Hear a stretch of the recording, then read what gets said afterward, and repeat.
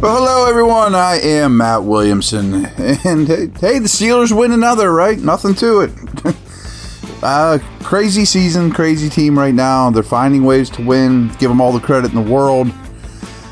This is if you're new, welcome. Spread the word. But this is my initial blush podcast here. Haven't watched it a second time, of course. Recording this before the Sunday Nighter. And we'll go through all the stats, and then I have tons of bullet points to discuss as well. But I thought this was a very equal game, which all in all isn't particularly encouraging because I didn't have a lot of respect for the Packers coming in, but I didn't think the Packers played a bad game. And they kind of traded blows. You know, one team gets long touchdown drive, next team gets a long touchdown drive. One team gets a field goal drive, next team gets a field goal drive. So let's go through these stats. They win 23-19. I'm sure you know that part by now. And then take a quick break, and I'll come back with some other thoughts. And then tomorrow I'll be back to really dig in heavier, deeper stats, snap counts, watched it a second time, all that stuff. So Kenny ends up not throwing any touchdowns, not throwing any picks. That not throwing any picks thing is becoming a little ridiculous in terms of games in his career. He throws picks. They lose, even one, often. Games he doesn't, they win often. So 0-0 on that. Although I don't say he got lucky, but the one that got reversed was a really bad throw and decision on the sidelines in the first half in terms of interceptions. But he ends the day 14 for 23, 126 yards. Did he play well? He didn't play poorly. But what's amazing with this guy is when you watch the game, if you don't pay any attention to the stats, which is hard to do, of course, you're paying attention to how many catches Pickens has and Deontay, etc. And I even watched the game with my son, and I asked him about an hour ago, I'm like, how many yards do you think Kenny threw for today? He's like, my son's no dummy. He knows it's a trick question. He goes, I'm sure it's lower than I think. And I'm like, it is. And he still says, I'll go 180, but that's pretty low. Yeah, he watched the whole game. It's 126. 126 yards is nothing. And that's what happens time and time again with this guy. Like, he is horrible for fantasy, but he keeps winning games. And we'll get into some other things with Kenny, but let's just move on here. On the flip side, Jalen Love was 21 of 40 for 289, 2 touches, 2 picks. Who played better? Probably Love, but we'll get to that too. Jalen, how about the two running backs here for the Steelers? That's the story of the offense, obviously. 15 carries for 101. Najee, 16 carries for 82. Big holes, chunk runs, consistently able to stick with it. It's a good two-headed backfield. Najee got free on one, though, and most backs take it to the house, and no way was he taking that to the house. How about the two backs for the Packers? 9 for 70 for Dylan, but that includes a 40-yarder, which, hey, counts all the same. Jones, 13 for 35. That to me was maybe the biggest key of this game, was don't let Aaron Jones control things. And to Green Bay's discredit, they didn't feed him as much as they should have early. But back to Kenny throwing for 126. Pickens leads the team in this game with 45 receiving yards. No one had more than 45 receiving yards on the game, and he scored 23 points and won. Just 1 sack for each team. We'll address the Steelers side of that. O-line had a very good game. And Rashawn Gary and Preston Smith and Clark is a really good front. Is a good front. Yeah, it's a really good front. So 1 sack on 23 dropbacks. You'll take it. We'll get to the other side of it in a minute here, though. First downs for the day. Steelers had 21. Green Bay had 17. This was horrendous, though. On third downs, Green Bay converted half of them. 8 of 16. To Steelers' credit, they forced Green Bay into third down 16 times. I often talk about the denominator being more important than the numerator. But still, they converted on 50% of them. Steelers only converted 4 third downs all day. 13 tries. Pretty horrendous there. Steelers ran 60 plays for 325 yards. Green Bay ran 65 plays for 399 yards. Yards per play, Green Bay beat them 6.1 to 5.4. But here's the key. I mean, the time of possession was almost dead even. Steelers barely won. They had about a minute more of possession. They were 30 minutes and 33 seconds opposed to 29-23. So here's 2 keys, though. Green Bay, 1 for 5 in the red zone. Not going to get it done. I mean, you got to kick yourself if you're the Packers, or commend the Steelers, red zone defense. I mean, obviously there's a turnover there. The play by Peterson, which was huge, and then picked off by Neal. And I chuckled to myself. I was screaming, Neal.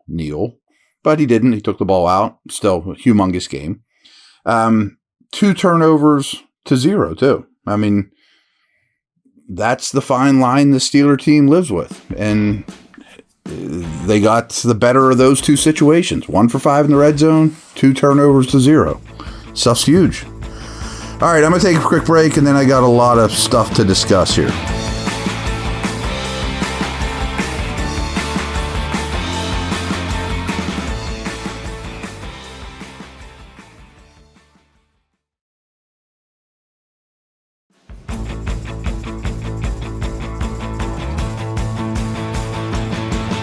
All right, I'm back.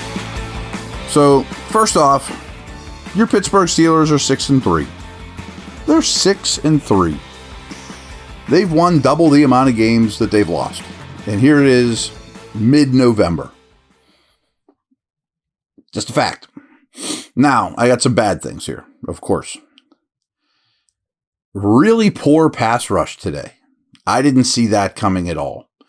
Now, I prefaced this game by saying Green Bay's protection has been quite good this year. And I don't know who their O-line coach is, but they develop linemen well, and they blow very few blocks, and they're well coached in terms of O-line play.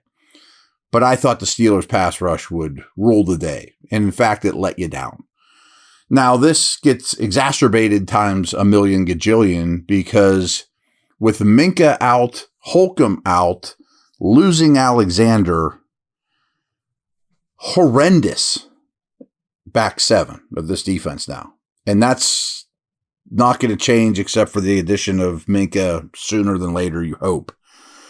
Way too many open receivers. Way too many big plays.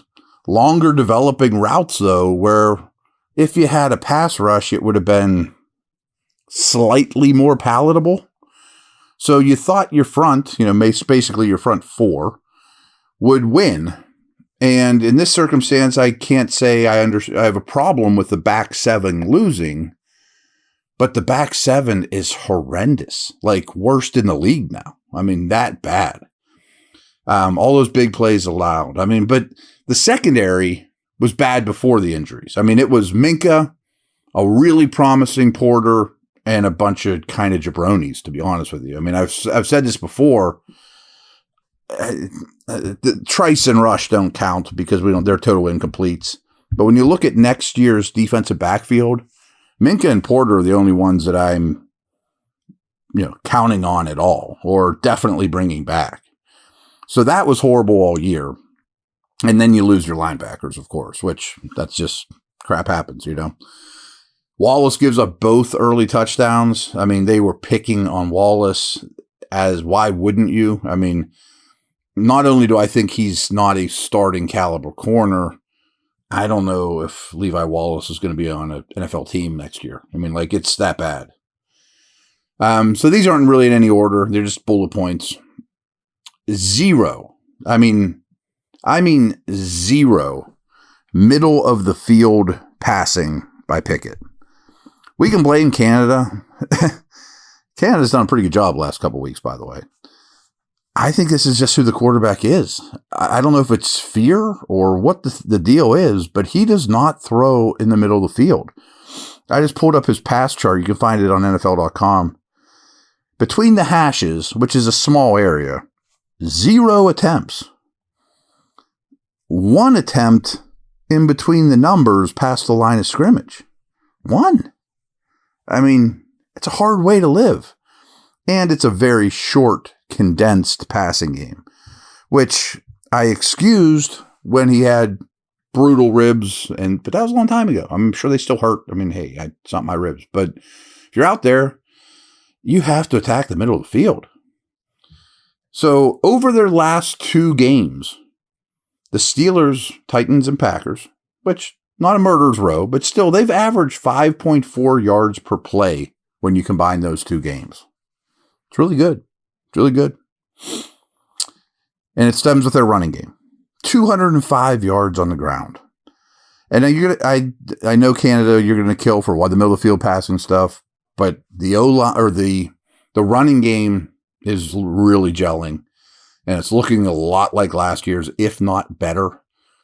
Putting Jones at right tackle is a game changer. The O-line as a whole is now a plus unit in the run game. The guards are good.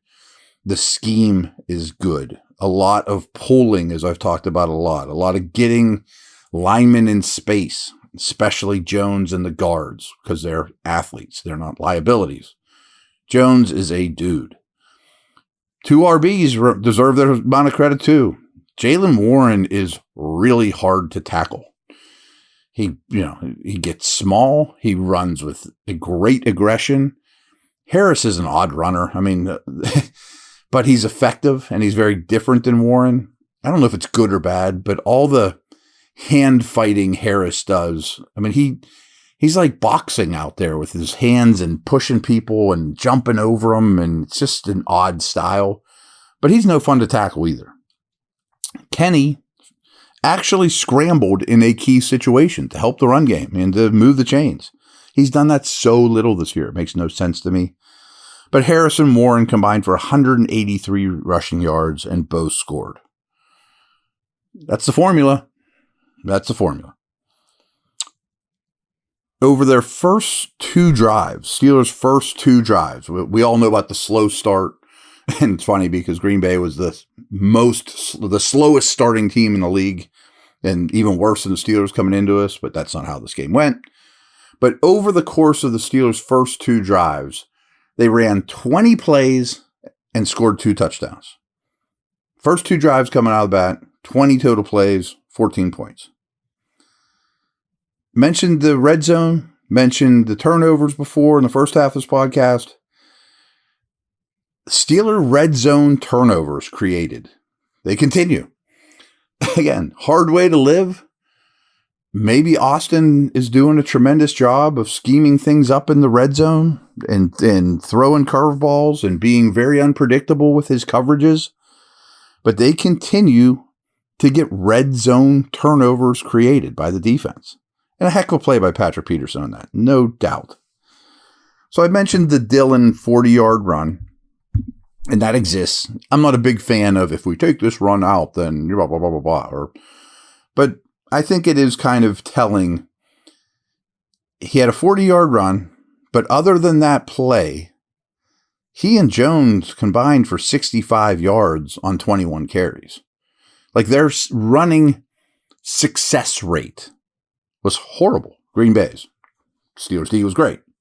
In terms of just consistently getting yardage. The Steelers was the opposite. It was there. I'm sure the Steelers' rushing success rate was through the roof. When they handed the ball off, it was a successful play. When Green Bay did, it rarely was. One big play. Other than that, 21 carries for 61 yards. So as awful as this secondary is and was, good game by Peterson. I mean, he makes a tremendous play on Watson in the end zone. Blocks an extra point, which was important.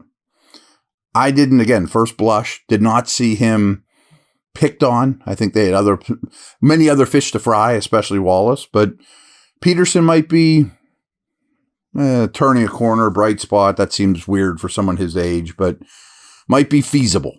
Maybe. Strong game by Benton as well. And, I also wanted to throw out there his rookie buddy here, Washington, when I was talking about the run game. You put Washington next to Jones, those pair of rookie Bulldogs, they move bodies, man. Especially Jones, but I mean, one's a tight end. But Benton is very promising here. I know that they didn't generate, a lot of pressure, a lot of sacks, but he shows up, play again. He is a handful. He's good against the run. I think he's going to be a very good player. A couple other things here. What was going on? You probably don't know this, and I didn't mention it last week, but their return man, Green Bay's Nixon, is basically the best and most dangerous in the league. Why on earth were they kicking to him time and time again when in today's league you can just boom it out of the end zone and avoid great returners? I mean, he almost maybe won the game for you. You got fortunate he didn't, and they were consistently kicking it high and inside the 5. Which a lot of times I'm fine with because that's a hard thing to deal with. You can start people back in their own end, but not against the best returner you're going to see. I mean, that's a dangerous dude. So I don't understand that. Alexander, unfortunately, is out for the year with Achilles. Back 7 is a disaster. I just want to throw this out there. I don't know that it's the right answer, but would you consider repping Herbig at inside linebacker off the ball? I mean, as a draft prospect, people thought of him as a Timmons, Chad Brown. Is he an edge? Is he an off the ball guy? He's done some of it, but he's definitely much better off the edge. He's done none of the off the ball stuff in a Steeler uniform in any practice that I've seen. But desperate times, and he's a good football player. I don't know. I don't know what else he'd do there. I mean, Mark Robinson's obviously going to get a boost, but that scares the heck out of me. Now, a couple other things. Again, this team is 6-3. They're 13-5 in their last 18 games. I don't want to hear about soft schedule at the end of last year or barely beating Green Bay or Tennessee or bad teams. That's 18 games. I mean, that's more than an NFL season, and they've won 13 of them. And these are just the facts. I don't care who it is in this league. You win 13 out of 18, that's Chiefs-like stuff. Are they as good as the Chiefs? No. That's not what I'm saying. But these are facts. Okay, last thing, the division. Huge loss by the Bengals. So if you remember last week, the Bengals and Bills played. Giant game. Everyone looked at these teams like they could be in the AFC Championship, and they can. They're both very, very good, especially Cincinnati. But that loss by the Bills was the biggest playoff implication loss in the entire NFL last week. And the reason is the Bills had 4 losses and a lot of AFC losses. Well, the same is true for the Bengals. The Bengals just lost to Houston, which is another AFC game. So they're 5-4 now, and it's easy to look at the Bengals and say, well, they're the best team in the division, and they might be. But they dug themselves quite the hole when Burrow was injured, and they're 5-4, which isn't good. Obviously, it's the worst record in the division, and all 4 of those losses are conference losses. So that's your first tiebreaker for wild cards. I mean, is your conference record. Well, head-to-head if you're against one team. Conference losses are brutal. I mean, frankly, I know the Steelers weren't a great team last year, but if they would have one fewer conference loss, they would have went to the playoffs. So 4 conference losses already for Cincinnati at 5-4 is really hard to overcome. Now, the Browns beat the Ravens. I don't think we talked about this much last week, but I thought the Steelers wanted the Ravens to win. Basically saying, okay, we concede that we can't win the division. The Ravens are out of reach. But if the Browns lose, maybe they go away. It's one less team to compete with. Well, that's not what happened. And the Browns are now 6-3. Steelers play them next week. Ravens are now 7-3. Bengals are now 5-4, as mentioned. Steelers are 6-3. But here's the last part of it is within the division, which I'm not suggesting Steelers can win the division, but the Bengals are 0-2 in the division. Steelers are 2-0 in the division, and the other 2 teams are 2-2. So doesn't matter necessarily what's on the field and who's better, Cincinnati, Baltimore, the Steelers. I think the Steelers are third on that list. But they're in a really good situation with conference record compared to the division, as well as especially division record. That Bengals loss is huge for them. So that's all I got for now. We'll come back much more recapping game stuff tomorrow. Over and out. Take care.